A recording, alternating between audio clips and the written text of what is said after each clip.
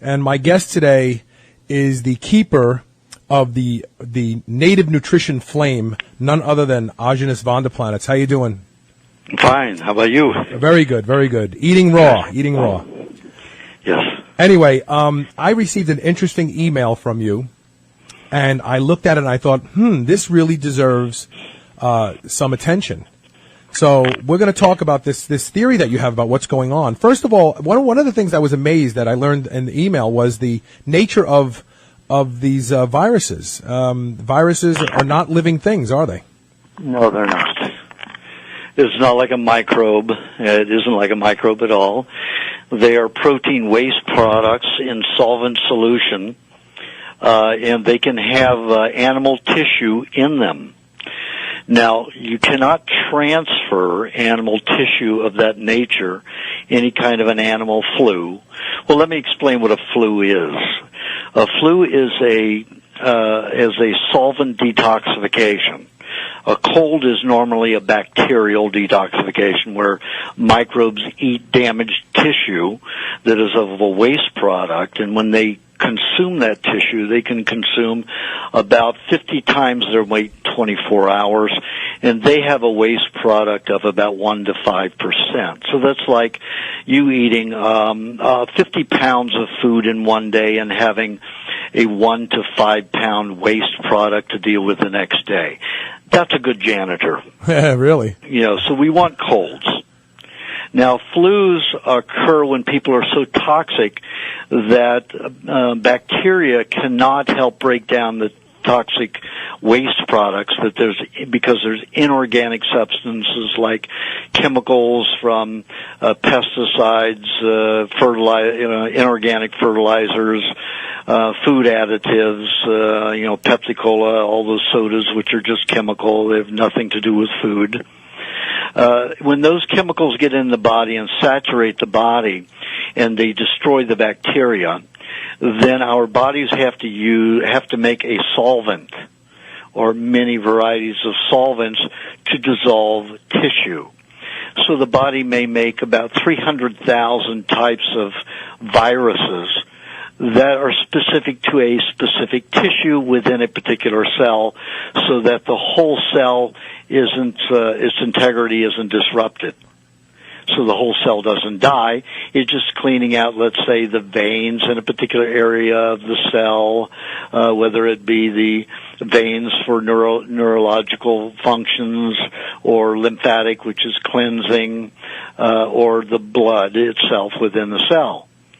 So those are specific cleansing viruses for specific areas in the body. Now, no time does it ever get to the point where you have more than, let's say, 3 viruses at a particular time in any particular body. Okay. Now, when we talk, if you're in a laboratory looking at it, there's nothing live there. You've got soaps, you've got solvents, just like we have soaps and solvents to dissolve grease off of your garage floor from your car.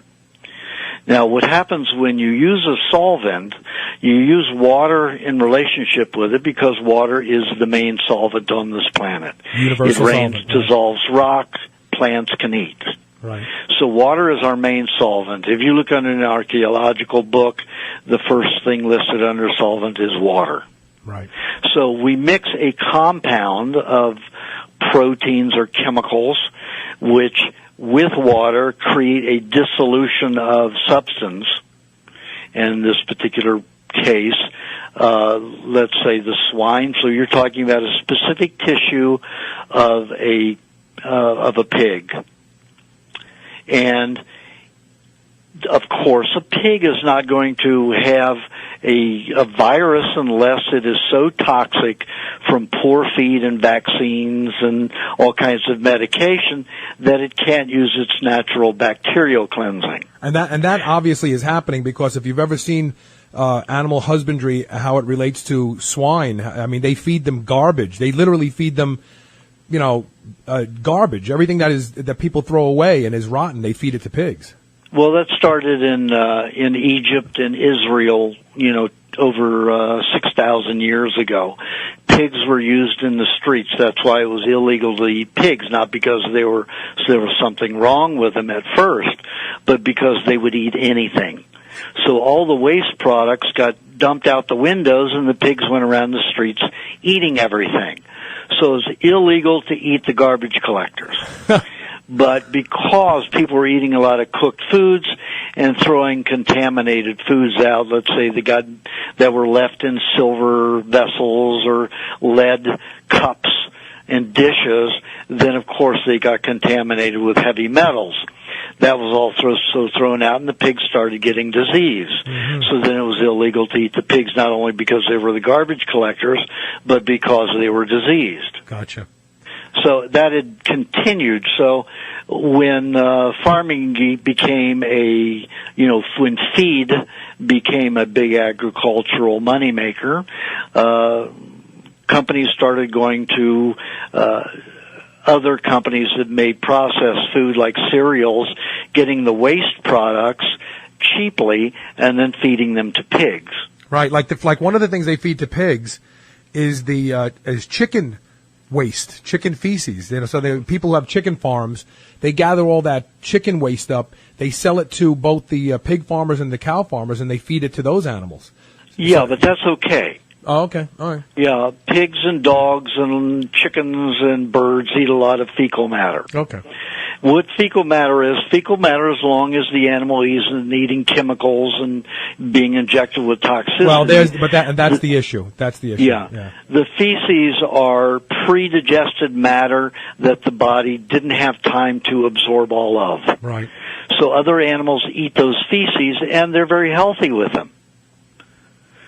So let's get back on track, because I'm very intrigued by this. So we have swine flu has arisen because we have sick pigs out there who cannot. The necessary viral response is inadequate for them to take care of their own bodies. So they manifest this swine flu. Correct? I mean, that's correct. Okay. Now you can have 300,000 varieties of swine flu because of the different complex 300,000 different types of tissue to be cleansed within a pig, just like within any other animal organism.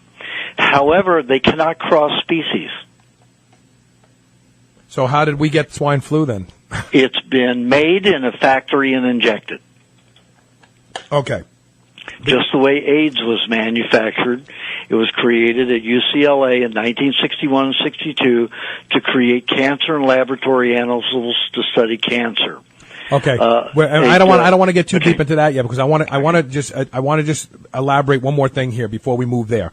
Okay. So in theory, a virus. First of all, there are good viruses. Obviously, as you just all described. viruses are good viruses. All right. So they're obviously necessary responses to something that's happening biologically in us. Correct. And so the swine flu virus or any of the normal viruses that we catch throughout the years, how are they actually?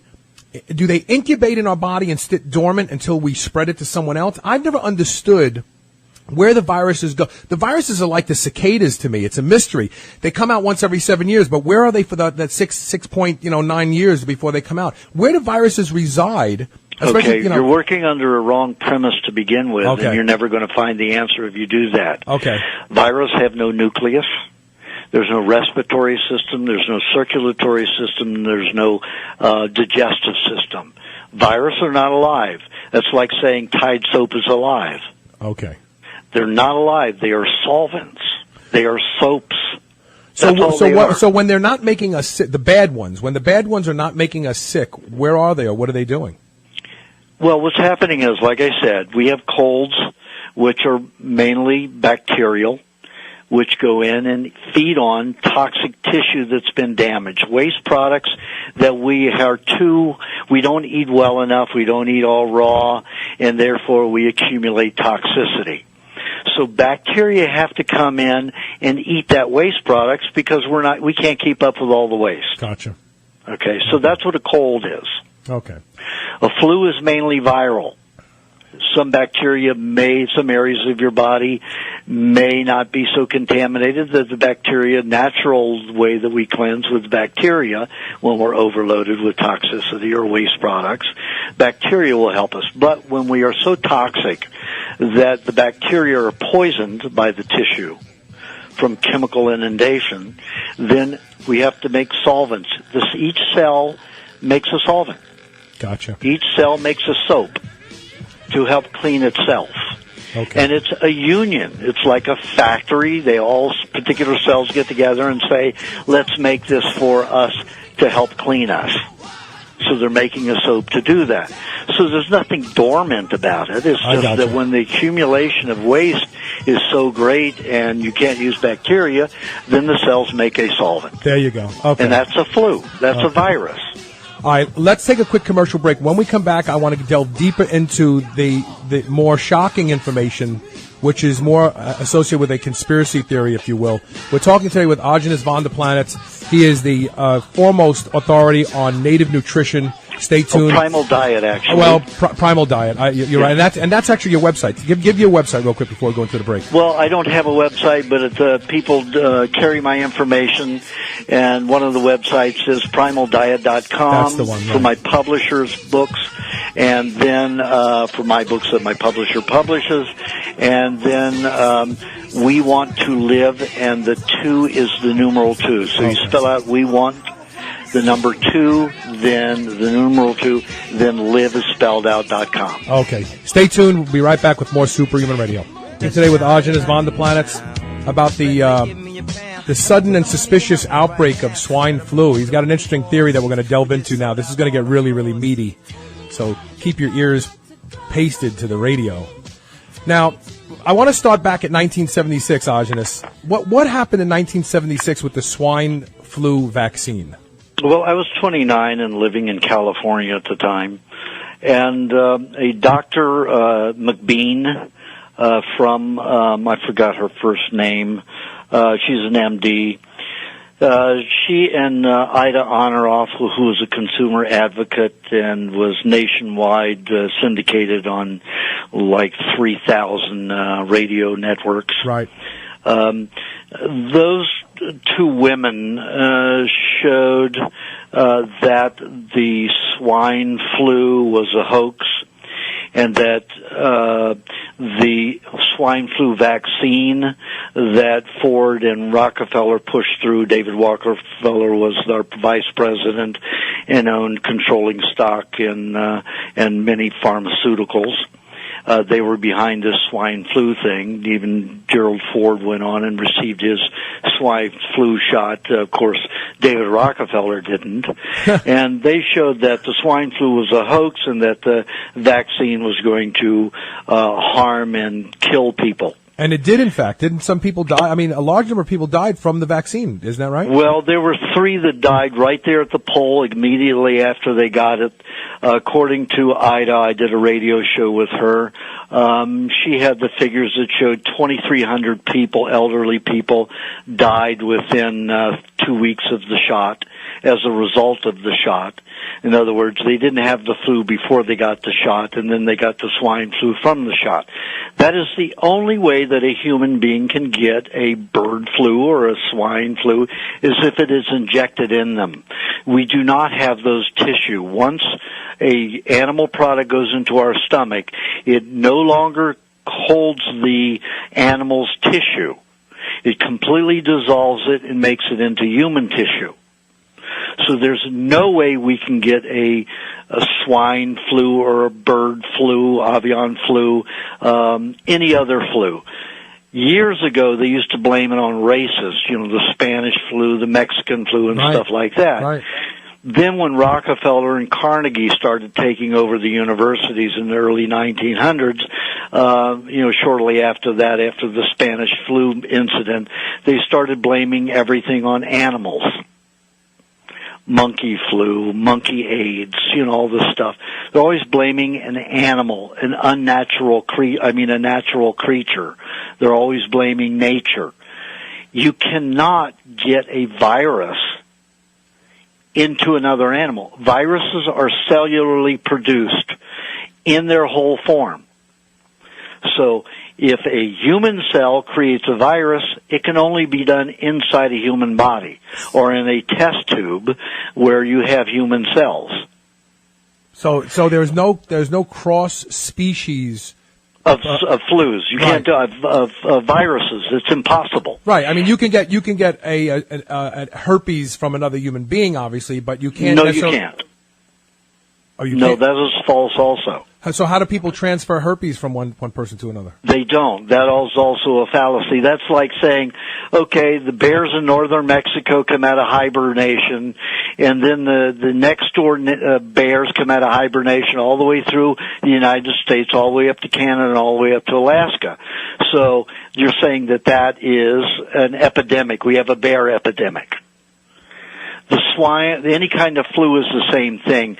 When the climate temperature is right, certain tissues will cleanse.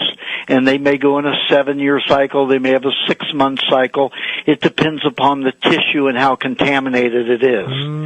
If certain tissue needs to clean out every 2 years, it will create, and you can't use the bacteria, your body will create a solvent, a virus, that cleans that particular tissue every 2 years, every 6 months, every 3 months, every 7 years, every 12 years, depending upon that tissue and how contaminated it is. You cannot, herpes, that's all a fiction of the pharmaceutical industry to sell drugs. So in other words, if someone has a herpes, let's say a genital herpes, yes.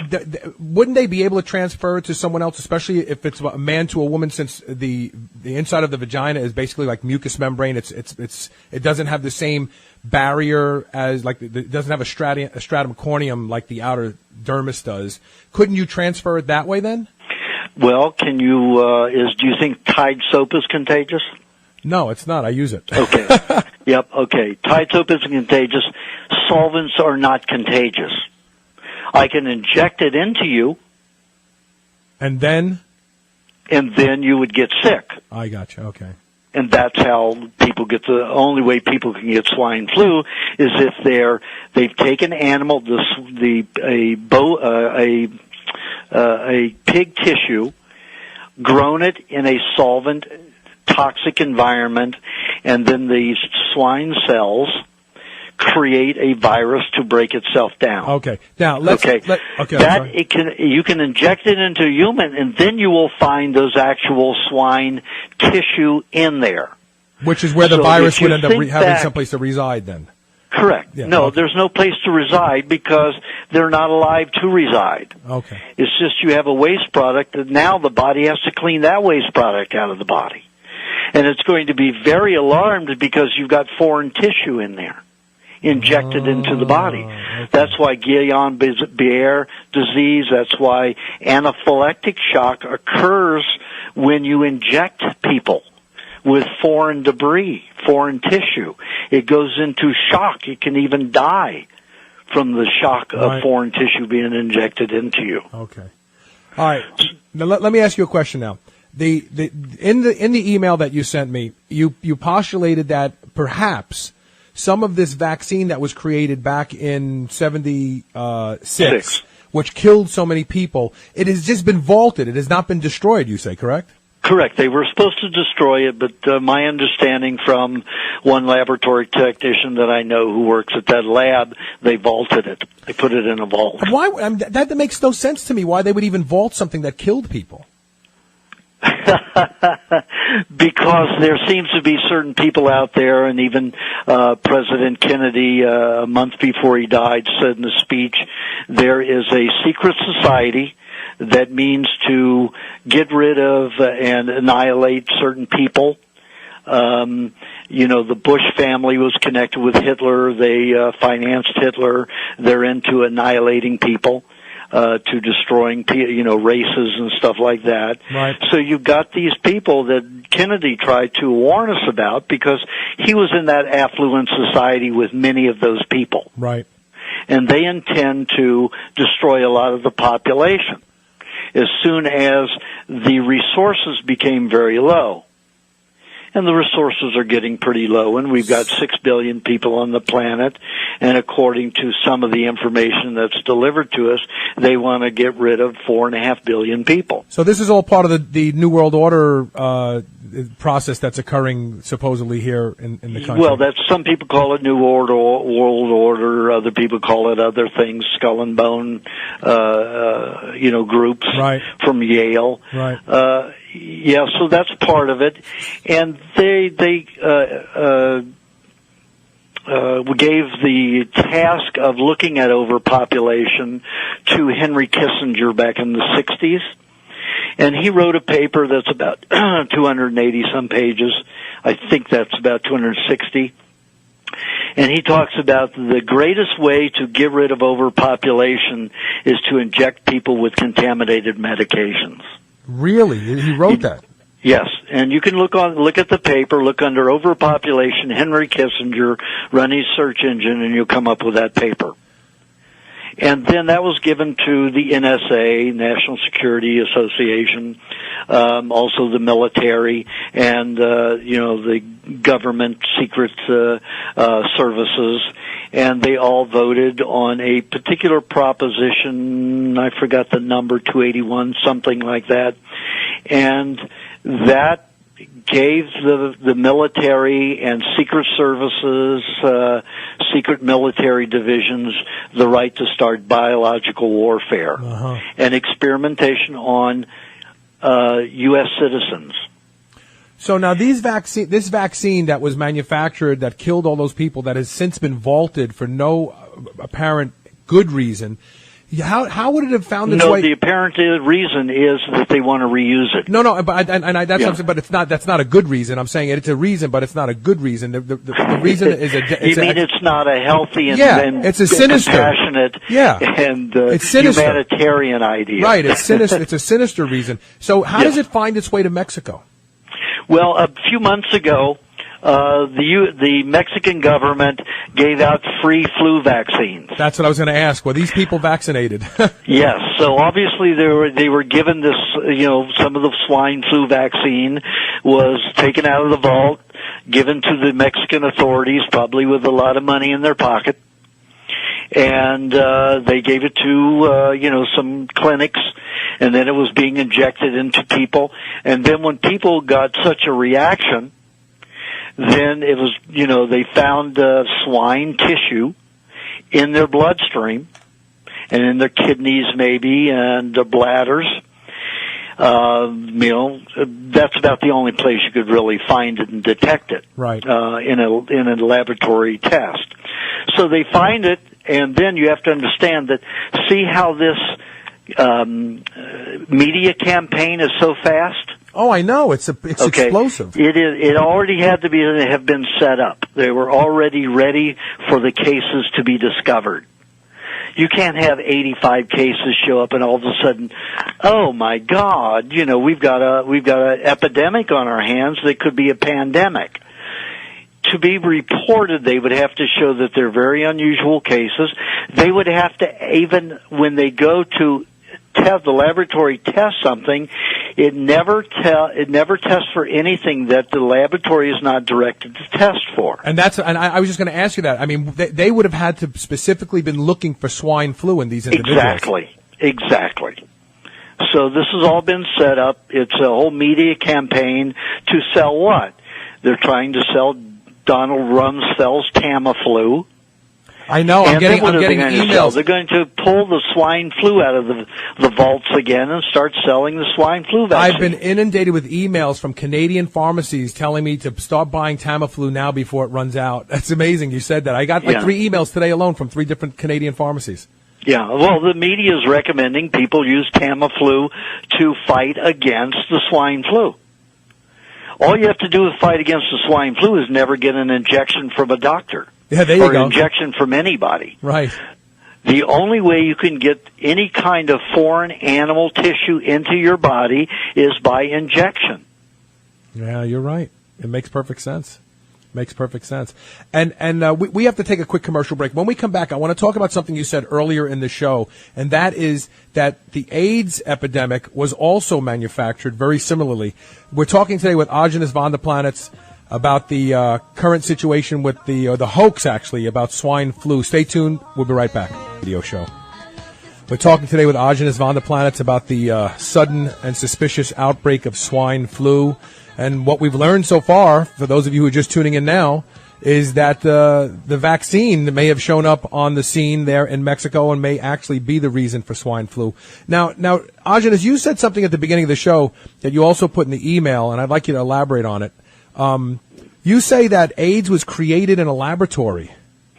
Yes, in UCLA, University of California, Los Angeles, 1961 and 62.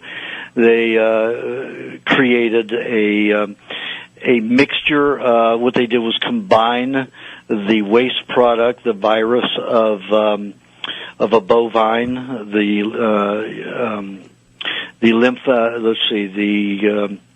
lymphonomic virus of a sheep, and the leukemic virus of a bovine. These are bovines. The way you can only get a virus, like I said, is if the tissue is so toxic with chemicals that bacteria can't do their normal janitorial work and eat the organic tissue and then reduce the waste and eliminate little waste. When your body makes a solvent, the way that which is a virus, a solvent is a virus, it's a soap, it's not alive. There's no nucleus, no respiratory system, no digestive tract, no circulatory system.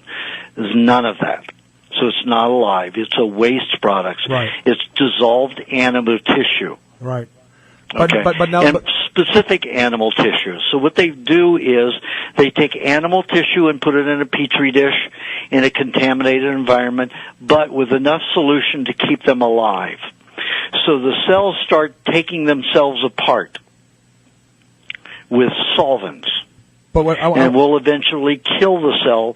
This virus will kill the cell. It'll kill itself by poisoning itself and taking itself apart. But I want to stay on track here for a second, because we're kind of going back to what we talked about in the first half of the show. I want to ask you to elaborate more about the AIDS virus. So the AIDS virus is created in a lab at UCLA. For what purpose would they create something like that? They were trying to create, according to the records that I got to see, and they were discovered by a Dr. Robert Strecker. I'm a nutritional doctor, got my PhD in nutrition. Dr. Strecker has like 4 doctorates, and one is in biochemistry and virology. Right. Now, the only way that you can make a virus is to put it in a petri dish with the animal tissue. Okay, the only way that animal tissue can ever get into a human is if it is injected or another animal. Right. So what they did was they incubated these 2 diseases from both a sheep and a cow, the leukemic virus of a cow, the bovine, and the lymphonomic virus of a sheep. They put those 2 together and created a new kind of deadly biological warfare disease. So was that the reason for it? Were they trying to come up with a new biohazard, a new biological warfare? Well, they could have been the reason, but they put in their paperwork it was to create cancer. It was to force cancer in laboratory animals so they could study cancer. Okay. That is very suspicious reasoning to me. To come up with something because there's already lots of agents out there that will cause spontaneous tumor and cancers in rats. Exactly. I mean, you can put cadmium in it, and you can have kidney cancer in weeks. You know, overloading with cadmium. There are lots of ways. So this was a suspicious reasoning for me, to my thinking, but it was done. Dr. Strecker called his brother, who was an attorney, and said, "This is where it leads. Follow it." So his brother checked the NSA, the War Department, and yes, that information had been sent to those departments, and it was allowed, it was given the green light to be used in experiments. So he found out the experiments were undesirables. They figured that in these particular committees that the undesirables were homosexuals. Right. Now, how could they administer this to homosexuals to see the consequences of this particular formulation? Well, you just have to find homosexuals who are also intravenous drug users, and then spike the heroin or the speed or whatever they're shooting with some of this stuff, I guess. No, you still can't get a good population that way. What they found was that in Los Angeles, New York City, Houston, and San Francisco, that 90% of the people who were being treated for hepatitis were homosexuals because they used a lot of drugs, damaged the liver. So hepatitis is a viral detoxification because there's so many chemicals in the liver, your bacteria from the liver can't clean it. So your body has to, the liver cells have to make solvents, which are again viruses.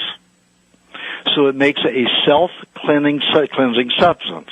So all of your hepatitis are diseases trying to reverse a toxic condition where the liver is about to stop working completely.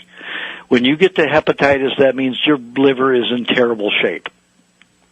No bacteria can help you. So you're saying they contaminated the hepatitis vaccine? B vaccine. With this AIDS virus.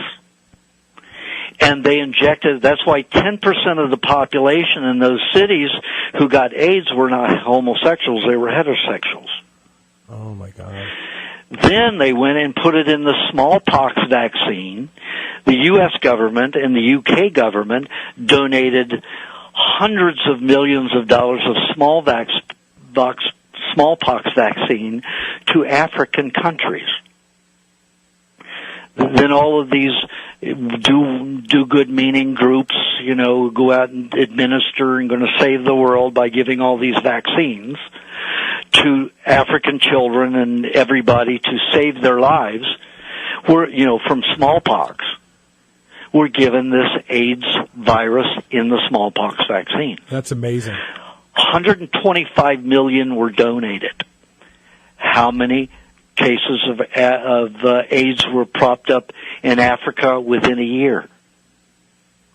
I don't know that number, but I remember it was like half the population. 95 million. Right. 75 million people died. Then what the U.S. government and the U.K. government did, went to those countries and said, listen, we have, help for AIDS. We have chemotherapy, which is AZT. Right. We have chemotherapy that we can help your people with. We can help you stop this disease. We can treat your people. We'll bring the medical in, but you will owe us a lot of money. Now, they charged so much money that no way these countries could pay back. So when all was said and done, and all these people were dead, and very few people ever came through the AIDS without death, the U.S. government and U.K. government says, you owe us this much money. If you can't pay it, you owe us your country's resources. Wow. So they turned over the country's resources to be run by the World Bank. So we took over, the U.S. government and the U.K. government took over 27 African countries with that AIDS hoax and inundation. That's amazing. It's just like they used a different kind of warfare to usurp another country's, resources. Shocking. It's like war, the Spanish, the Roman, Greek. But it's a stealth. They're waging a stealth war, almost like a Trojan horse war, because they are being perceived as they're being invited in. They're being perceived as the saviors, but they're really the ones creating the problem so that they can come in and finish the job. Absolutely. And if you read the book Confessions of a Financial Hitman, I think that's the title. It talks of this man who worked for the U.S. government and the CIA. They went in and, loaned great amounts of money to foreign countries, foreign governments that could never pay it back and then would take over their resources. Wow. Look, that's the same thing they did with this AIDS incident. I want to take our last commercial break, and we'll come back and wrap up the show. And I want to talk about something that you pointed out in your email that I never thought about before, but it makes such perfect sense that I want to expose my listeners to this. Stay tuned. You're listening to Superhuman Radio. We're talking today with Aajonus Vonderplanitz about the the swine flu hoax. Stay tuned. We'll be right back. And we're talking about the swine flu epidemic or the pandemic that's trying to be pushed on us right now. Obviously, there's going to be a lot of vaccines pushed on us, and that's what I want to talk about right now. Get away. There's going to be a lot of vaccines pushed on us here very shortly, and that's another subject that you wrote about in the email, Aajonus. Something that I never gave much thought to. You know, I was born in 1958, and I don't have the mark on my arm from a polio vaccine, so I don't know that I ever got it. But I remember it was very popular back then, and you pointed something out that was really interesting. While people were running to get the polio vaccine, there were large numbers of people who were not getting the vaccine, and they were not seeing the outbreak in polio. For instance, the Amish and the Mennonites, they didn't go for the polio vaccine back then, and their kids didn't get polio. And the other interesting thing is all these third world countries, why are they not overrun by polio today if they're not getting these vaccines? Well, because it's another hoax. Polio is a disease that comes out maybe every 28 years, and it'll have its peak and diminish.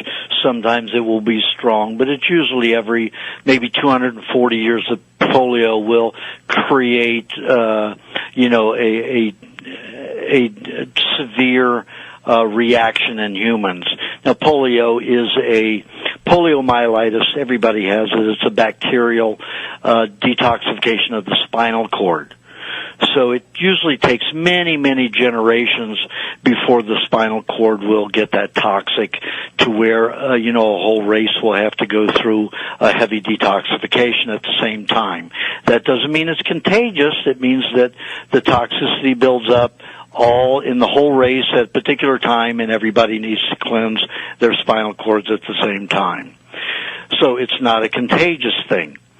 But the detoxification came necessary right after canned foods came into being during the World War II. So 1945 to 1947, canned foods became a regular staple of our supermarkets. So people were eating tin, metal combinations, amalgams of metals that were implanting themselves in the spinal cord because the nervous system uses a lot of metallic minerals to conduct electricity and transfer light. So all of these free radical metals coming from tin were getting into the spinal cord. Mm-hmm. So by mid-1950s, we had a huge amount of cases of polio. And they weren't in the people who were eating normal food. They were in the more affluent neighborhoods who were living on canned foods like, my parents did. They loved the new era of technology. Right. So they came up with a polio vaccine, and that was breeding polio tissue, monkey spinal cords. They would decompose that tissue and then say this is going to prevent disease. And in that was liquid mercury, liquid aluminum, formaldehyde, ether, and detergent. Those were just 5 of the 68 ingredients. All the other ingredients are labeled inert. Inert for what? And what is an inert matter? Doesn't mean it's not non-toxic. Right. It just means that it's not indicated as part of the solution of the problem given. But it's very toxic material. So you have all of these toxic substances. Now, when the polio vaccine came out in 1958, it was a year after the polio almost became extinct. It was down to 1% of the normally infected population that had preceded before it. Not 1% of the whole population, but all of the people who had been infected, it was down to 1% of the highest rate of infection. So they introduced the vaccine on the heels of it going away on its own, in other words. Not only the heels, actually the trail. So they took complete, credit for getting rid of polio. It was already gone.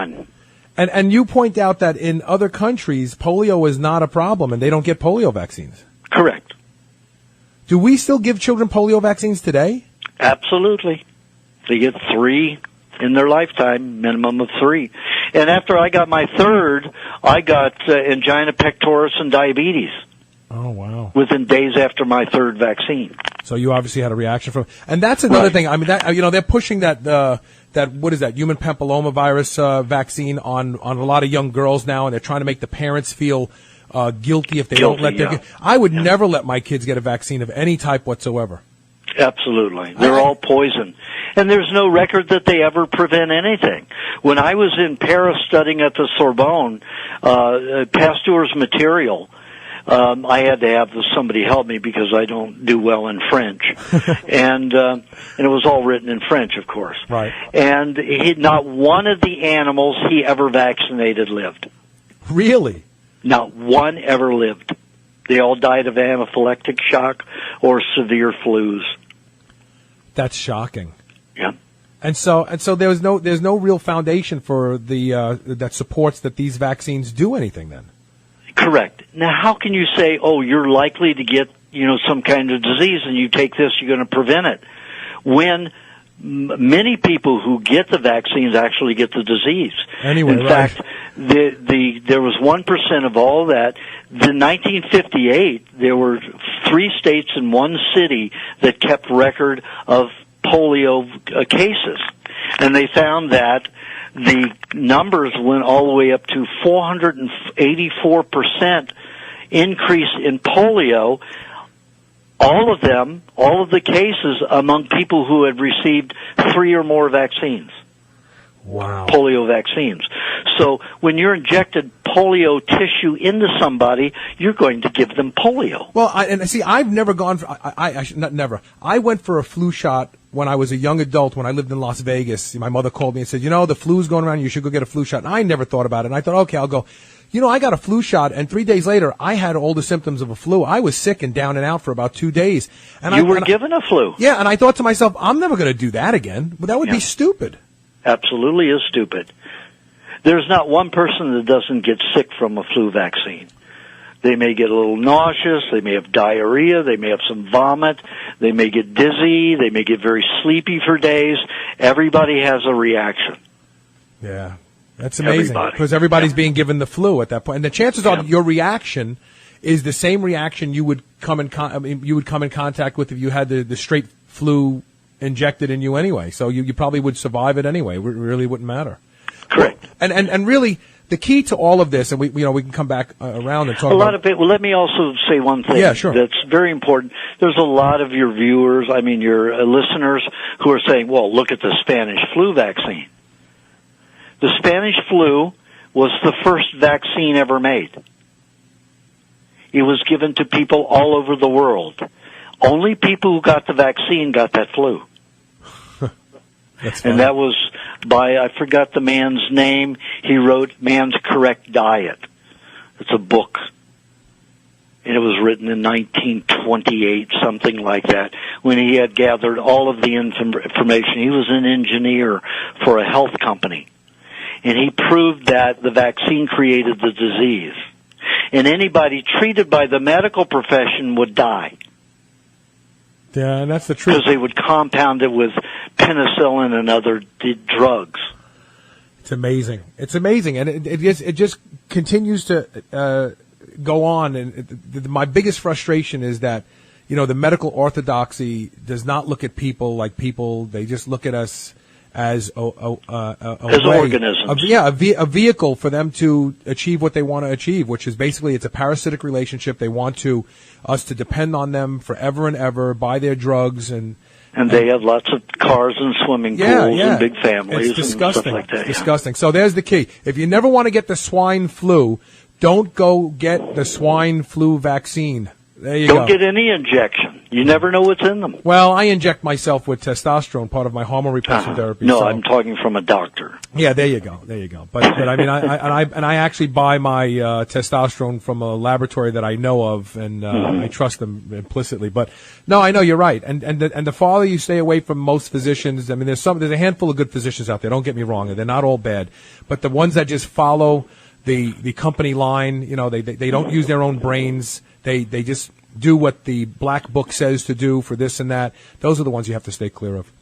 And that's 99.9% of them. Yeah. Aajonus, now you are currently in Chicago and heading where? I'll be going to Baroque, Wisconsin. You're doing a seminar there? Yeah, I'll be giving a workshop, a lecture workshop there. And what's the venue? Where are you going to be? I will be at, let me take a look here.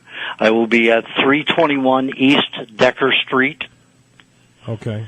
At the old Ridge Old Main Building, Pleasant Ridge Old Main Building there. And then where are you going from Wisconsin? And then I'm going to, whereas after that, I'm going to Lodi, New York. Oh, wow. There's a Lodi in New York?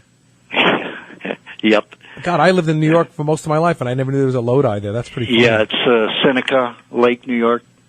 Oh, I know where Seneca Lake is. Okay. Yeah. So now when I sing that song "Stuck in Lodi" again, I can actually relate to it because I lived in New York and I can sing that song. There you go. There you go. Anyway, well, listen, and I want to have you back on the show because I want to talk about raw milk. You were actually in in Asia last time. I think you were in Thailand last time we wanted to get together on the phone. Right. But we have to kind of get back to the whole raw milk thing to talk about. I'm always pushing my listeners to find raw milk, drink raw milk. I want to get caught up with you on what's going on in California because California kind of sets the stage for the rest of the country, I believe. Correct. So. Yes. Okay. Well, listen, Aajonus, I want to thank you very, very much for coming on Superhuman Radio today and talking about this very, very important subject.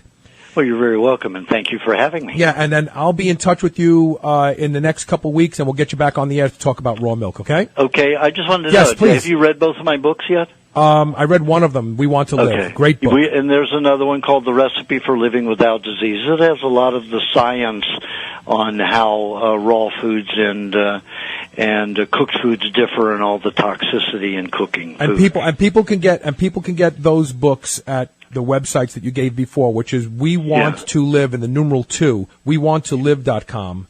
You're right. And then so also you spell out We Want, the number 2, then live, spell it out, and .com, and also at primaldiet.com. Primal Diet. And then obviously a big supporter of my show is none other than Randy Roach. He's the one that introduced me to you, and he follows your edicts on nutrition, and the guy is stronger. He gets younger and younger as every year passes. So it obviously and everybody works. On the diet does. Yeah. Well, I eat a lot of raw now, thanks to you too. So I still haven't been able to eat raw chicken. I just haven't been able to accomplish that. But raw meat, raw beef, all the time. Cut it up and marinate it in some lemon juice, and it'll be the greatest thing you've ever tasted. I'll make ceviche out of it. There you go. Yes. All right, Aajonus, thanks so much for coming on Superhuman Radio. Thank you. We'll see everybody else tomorrow. Thanks for listening.